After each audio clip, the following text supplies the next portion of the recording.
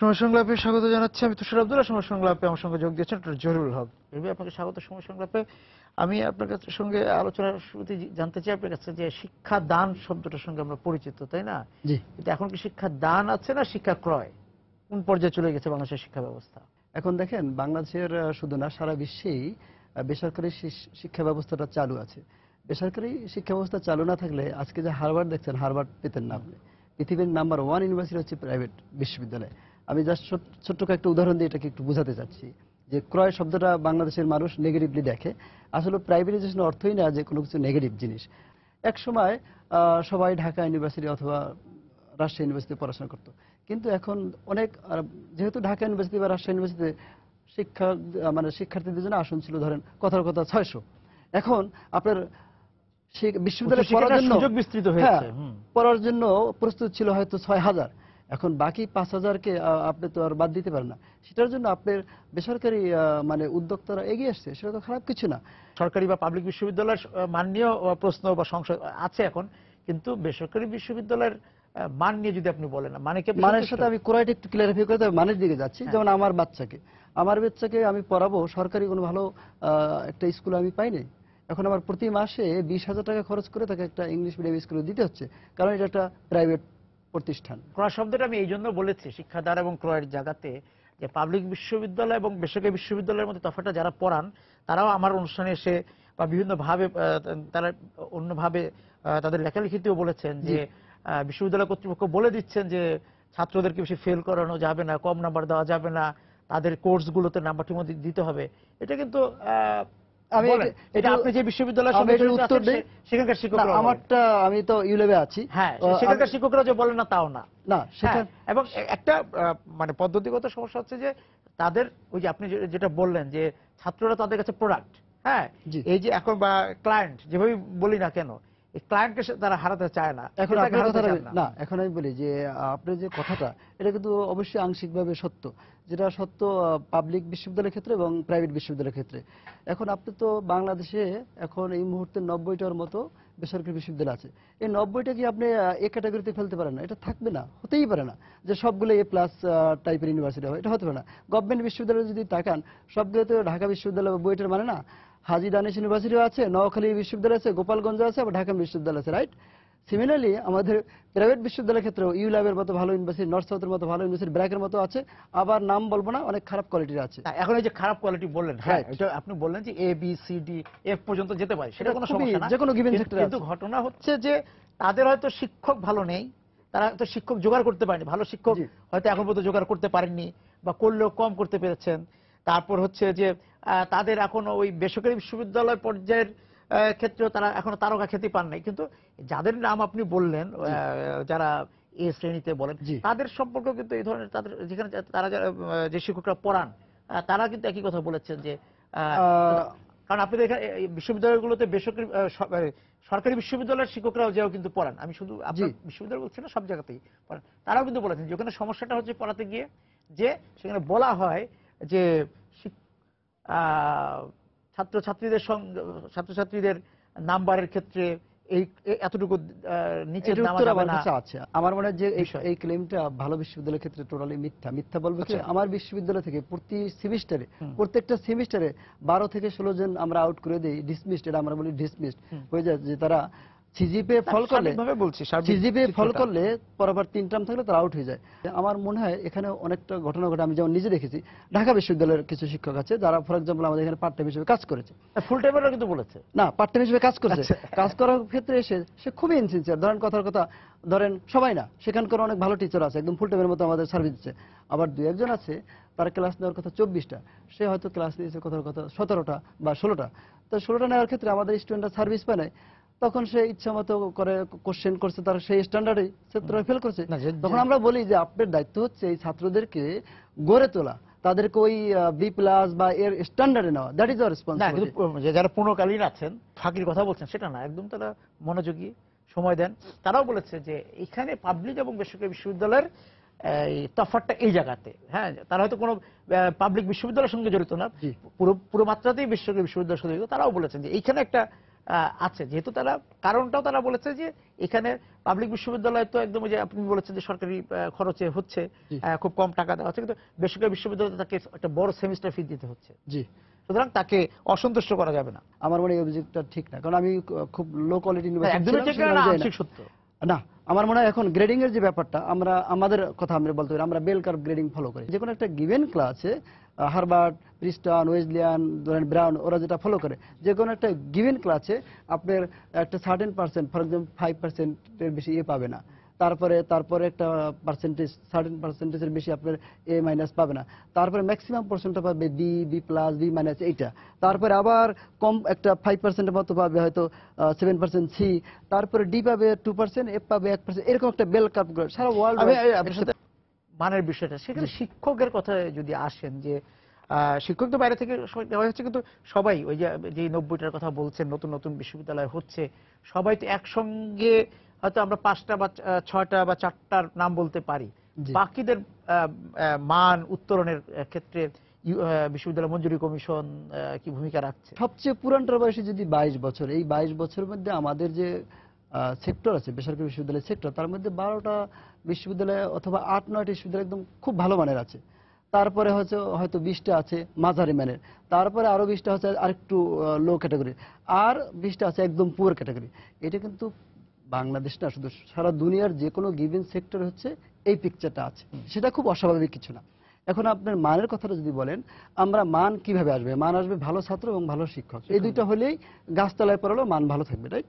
এখন আপনি ধরেন, আমার একটু উদাহরণ দিয়ে বলি, ইউল্যাবে আমাদের টিচার আছে কোথা থেকে? ওয়ার্ল্ডের টপ 8টা ইউনিভার্সিটির টিচার আমি বলি। কলাম্বিয়ার গ্রাজুয়েট আমাদের টিচার, ব্রাউনের গ্রাজুয়েট আমাদের টিচার, হার্ভার্ড গ্রাজুয়েট আছে একজন না দুজন, তারপর কর্নেল গ্রাজুয়েট আছে আমাদের একজন, লন্ডন স্কুল অফ ইকোনমিক্সের আছে, ইএল এর আছে, সলিমুল্লাহ খানের মতো আছে, আসফার হোসেনের মতো টিচার আছে। শুধু ইউল্যাবের উদাহরণ দিলাম। এই একই পিকচার আপনি ডেফিনেটলি নর্থ সাউথে পাবেন, ব্র্যাকে পাবেন, আইইউবিতে পাবেন, ইউআইইউতে পাবেন, ভালো ইউনিভার্সিটিগুলোতে পাবেন। এখন আসি ছাত্রের কথা। ছাত্র সিমিলারলি আমরা মোটামুটি বেটার ক্যাটাগরিটাকে পাচ্ছি। তারপরে এর চেয়ে একটু মিড লেভেলে যারা আছে বিশ্ববিদ্যালয়, তারা একটু পুয়ার কোয়ালিটি পাচ্ছে, আমাদের চেয়ে একটু লোয়ার, সিজিপিএ 3। সেক্ষেত্রে আমরা যেহেতু ছাত্র এবং শিক্ষক দুটোই ভালো পাচ্ছি, আমাদের মেইন কোয়ালিটি মেনটেন ভালো করতে পারছি। যারা এভারেজ কোয়ালিটির আছে, ছাত্র এবং শিক্ষক, তাদের কোয়ালিটি এভারেজ লেভেলে আছে। সেক্ষেত্রে আমি যদি বলি যে বাংলাদেশের বেসরকারি বিশ্ববিদ্যালয়ের 22 বছরের যে অর্জন, সেটা একদম খারাপ না। বুঝতে পেরেছেন?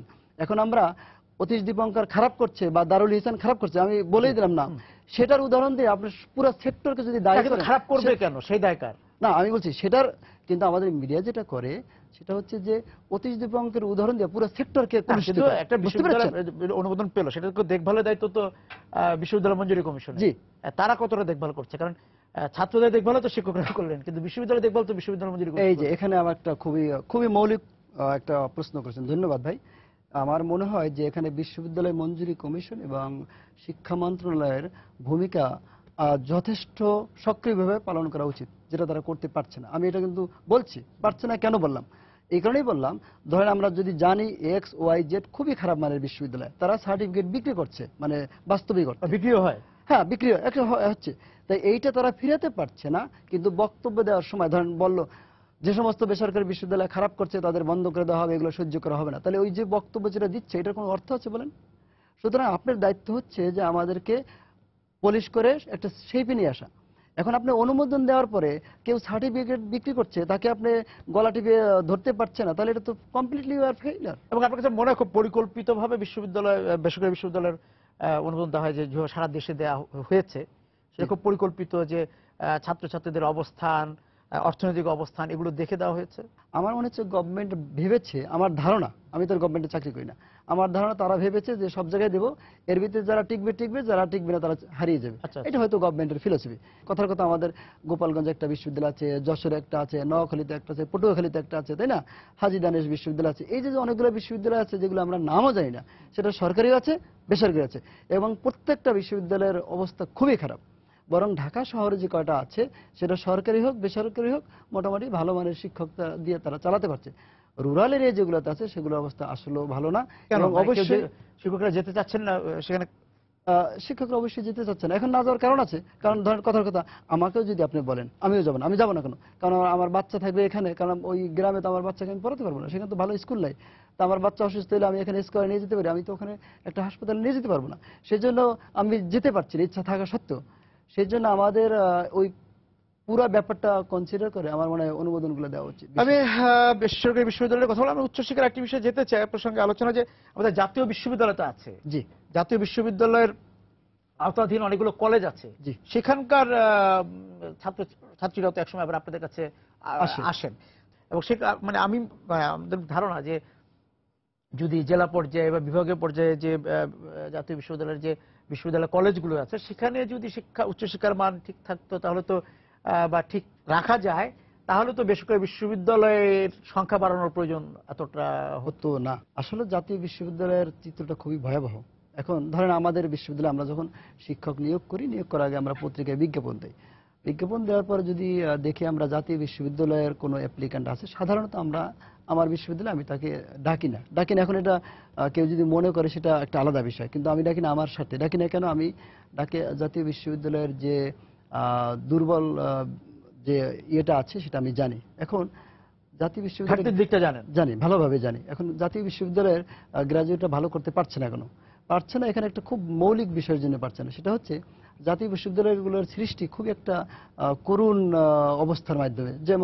যেমন আমার এলাকায় আমার আত্মীয় স্বজন জাতীয় বিশ্ববিদ্যালয়ে চাকরি করে। এখন তারা কিভাবে শিক্ষাগুলো দেখেন, গ্রামের ও জাতীয় বিশ্ববিদ্যালয় থেকে সে পাশ করছে জগন্নাথ, তখনকার জগন্নাথ কলেজের হাল হকিকত আপনি জানেন। পাশ করে কোনো রকম আসছে, সে হয়তো হায়ার এডুকেশন সম্পর্কে তার কোনো ধারণাই নেই। যেহেতু সে বেকার, 3-4 জন বন্ধু বান্ধব মিলে এলাকার এমপিকে ধরলো যে আমাকে একটা কলেজ করার অনুমতি দেন। সে ইন্টারমিডিয়েট একটা কলেজ করার অনুমতি পেল। ইন্টারমিডিয়েট কলেজ 2 বছর চালু করার পরে আবার এমপির কাছে ধর্ণা দিল যে আমাকে এটাকে বিএ কলেজ করার জন্য বিএ প্রোগ্রাম চালু করার অনুমতি দেন। সে নিল, স্নাতক পর্যায়ে চলে গেল স্নাতক পর্যায়ে। তারপর আবার 2 বছর পরে ছাত্র সংখ্যা যখন বাড়লো, তার শখ হইল যে এখন সে জাতীয় বিশ্ববিদ্যালয় করবে, জাতীয় বিশ্ববিদ্যালয়ে অনার্স ডিগ্রি দেবে। তখন সে অনার্স ডিগ্রি দেওয়ার জন্য অ্যাপ্লিকেশন করলো। সরকার তাকে অ্যাপ্লিকেশনের অ্যাপ্রুভাল দিয়ে দিল এবং ওইটা হয়ে গেল অনার্স ডিগ্রিধারী একটা বিশ্ববিদ্যালয়। কিন্তু দেখেন আপনি ওখানকার যারা ল্যাবরেটরিতে কাজ করে, ওখানকার যারা শিক্ষক, ওখানকার যারা অ্যাডমিনিস্ট্রেটর, সবাই কিন্তু সেই একই আছে। ইনফ্রাস্ট্রাকচার কোনো চেঞ্জ হয় নাই, হিউম্যান রিসোর্সের কোনো চেঞ্জ হয় নাই।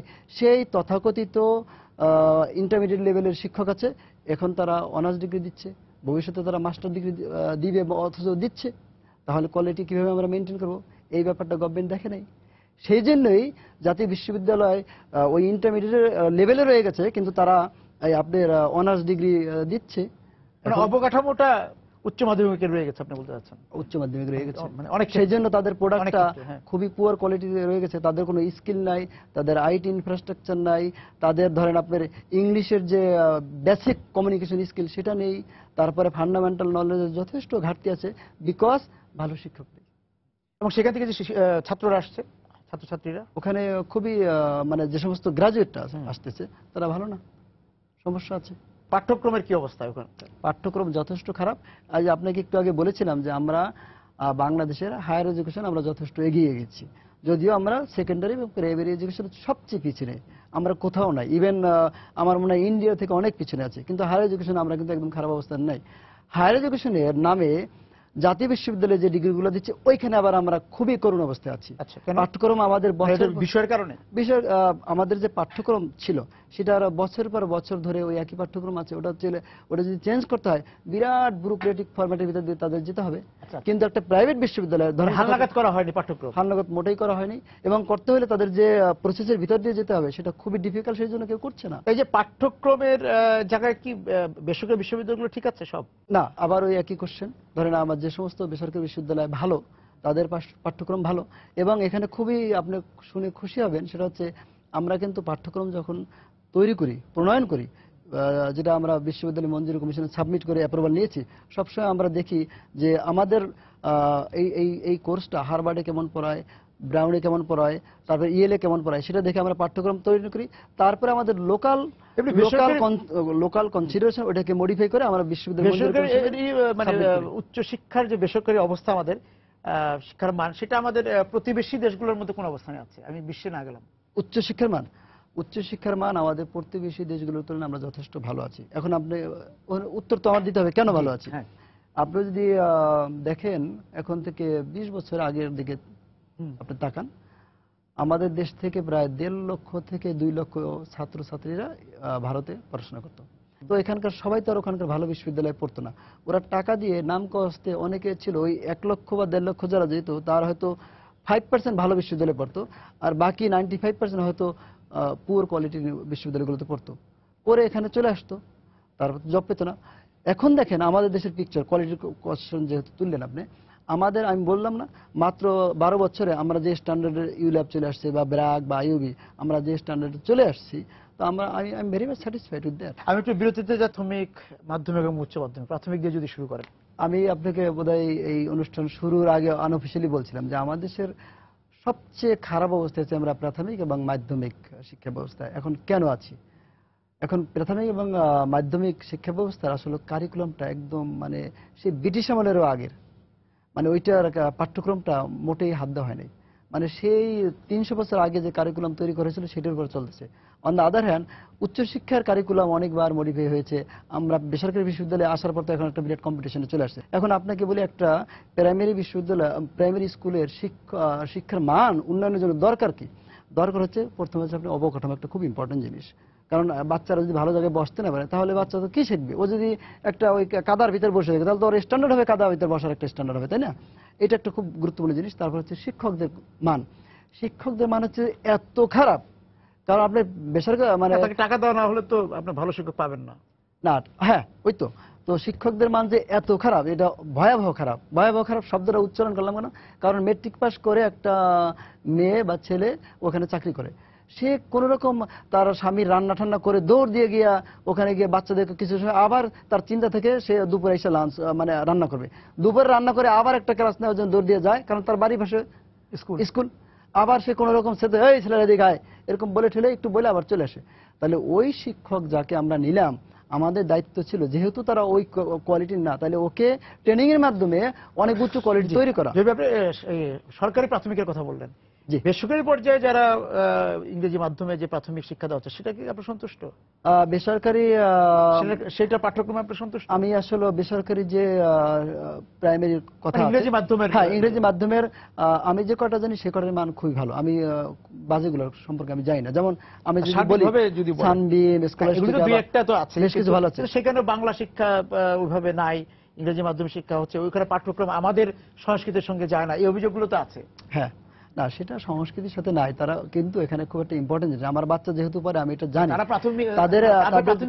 তাদের যে পাঠ্যক্রমটা খুবই ভালো। মেয়েরা চলে আসবে মানে আপনার মতো বেসরকারি বিশ্ববিদ্যালয়গুলিতে না, তাদের পাঠ্যক্রমটা খুবই ভালো, পাঠ্যক্রমটা খুবই ভালো, পাঠ্যক্রমটা খুবই ইন্টারন্যাশনাল স্ট্যান্ডার্ড। কিন্তু ওখানে আমাদের বেশি করে আমাদের দেশীয় কালচার, দেশীয় সংস্কৃতি, দেশীয় ইতিহাস ওইটা ইনকর্পোরেট করলে তখন ওইটা হবে একটা সত্যিকার অর্থে ভালো মানের রয়ে গেছে। এটা আপনি স্বীকার করছেন। আর মাধ্যমিকের কি অবস্থা? আমাদের মাধ্যমিকের অবস্থা ওই যে শিক্ষকদের ট্রেনিং এর ব্যবস্থাটা নেই। শিক্ষকদের ট্রেনিং এর ব্যবস্থাটা থাকলে আমাদের মাধ্যমিকের অবস্থাটা ভালো হতো। প্রাথমিক স্কুলের শিক্ষকদের কিছুটা ট্রেনিং দেওয়া হয়, কারণ আমাদের ডিস্ট্রিক্ট লেভেলেও ওই যে কি বলে পিটিআই ট্রেনিং কেন্দ্রগুলো আছে, কিন্তু মাধ্যমিকে আবার এটা আরো কম, খুবই কম, যার ফলে মাধ্যমিক স্কুলের শিক্ষকরা ট্রেনিং একদম পাচ্ছে না। সেই জন্য ওখানকার মানও খুব বেশি সন্তোষজনক না। উচ্চ মাধ্যমিক আমি বলছি মাধ্যমিক উচ্চ মাধ্যমিক, ওই উচ্চ মাধ্যমিক কথা একটু আগে বললাম, হ্যাঁ ওটা একই পর্যায়ে আছে। আপনাকে একটু আগে বললাম এই কলেজ খোলে কিভাবে। কয়েকটা বেকার ছেলে মিলে এমপির কাছে যায়, এমপির কাছে গিয়ে বলে আমাদের একটা কলেজ করার অনুমতি দেন, সেইভাবে একটা কলেজ হয়ে যাচ্ছে। এখন ওই শিক্ষক নিয়োগ প্রক্রিয়া তো ঝামেলা কিছুটা আছেই। সেটা হচ্ছে যদিও সরকার খুব এখন নতুন নতুন উদ্যোগ গ্রহণ করেছে যে নিবন্ধন করতে হবে, আমার মনে হয় এটা খুবই একটা পজিটিভ দিক। এইটার মাধ্যমে গেলে কিছুটা বেটার শিক্ষক আমরা পাবো। এখন যদি একটা শিক্ষক আমি নিলাম, নেওয়ার পরে সে চাকরি করছে একটা প্রাইমারি স্কুলে, তারপরে তার কোনো প্রশিক্ষণের মাধ্যমে তাকে যারা একটু উন্নয়ন ঘটাবো, তাকে একটা ভালো পর্যায়ের শিক্ষক তৈরি করব, সেই দায়িত্বটা যদি সরকার না নেয় তাহলে কখনো আমরা ভালো আউটপুট পাবো না। কারণ যে পড়াবে তার পড়ানোর সমস্যাটা তো থাকতে হবে। প্রথম লক্ষ্য হচ্ছে শিক্ষক তৈরি করা, শিক্ষক তৈরি করা প্রাথমিক থেকে উচ্চ শিক্ষা। হ্যাঁ, ওইটার প্রথমেই হচ্ছে বেতন বাড়িয়ে দিতে হবে যাতে করে তা ভালো গ্রাজুয়েটটা ওখানে যায়। তারপর হচ্ছে প্রশিক্ষণ, কন্টিনিউয়াস প্রশিক্ষণ, অর্থাৎ ধারাবাহিকভাবে এবং নিয়মিতভাবে তাদেরকে প্রশিক্ষণের ভিতরে রাখা। এর জন্য সরকারের প্রচুর বিনিয়োগ করতে হবে। স্বাভাবিকভাবে আমরা আশার কথা শেষ করতে চাই যে উচ্চশিক্ষা আপনি বলছেন যে উচ্চশিক্ষা ঠিক জায়গাতেই আছে, ঠিক পথে আছে, ঠিক কিন্তু পথে আছে। পথ নির্দেশনাগুলো ঠিক নেই। এবং এটা কিন্তু আমি হতাশাগ্রস্ত নয়। কারণ কি দেখেন, আমরা 16 কোটি মানুষের একটা দেশ, এই দেশের সমস্যা বেশি থাকবে। এই সমস্যার ভিতর দিয়ে আমরা যেভাবে এগিয়ে যাচ্ছি, আমাদের এখন গ্রোথ হচ্ছে 6.5, তারপরে আমাদের যে ডেভেলপমেন্ট হচ্ছে, আমি 15 বছর আগে এসেও বাংলাদেশে এয়ারপোর্টে নিয়ে আমার কান্না আসছে যে কোন দেশে আসছে ভাঙা ইয়ে। এখন আপনি দেখেন কত সুন্দর সুন্দর ফ্লাইওভার হচ্ছে। শিক্ষক তৈরি করা এবং বেসরকারি বিশ্ববিদ্যালয় হোক আর কলেজ হোক, যে এগুলি অনুমোদন দেওয়ার ক্ষেত্রে বিবেচনা রাখতে হবে যে আমরা কতটুকু দিব, কতটুকু দিব তবে না। এখানে কিন্তু তুষার ভাই শুধুমাত্র সরকারকে দায়ী করলেও চলবে না। আমরা যারা স্থানীয় পর্যায়ে আমরা যারা কমিটিগুলি আছি, আমাদের তো দায়িত্ব নিতে হবে। আপনাকে অনেক ধন্যবাদ আজকে আমাদের সঙ্গে যোগ দেওয়ার জন্য। দর্শক যারা আছেন আজকে সময় সংলাপে এই আলোচনায়, আপনাদেরকে ধন্যবাদ জানিয়ে শেষ করছি আজকে সময় সংলাপ। দেখা হবে আগামী দিন। সবাই সুন্দর থাকুন, নিরাপদে থাকুন।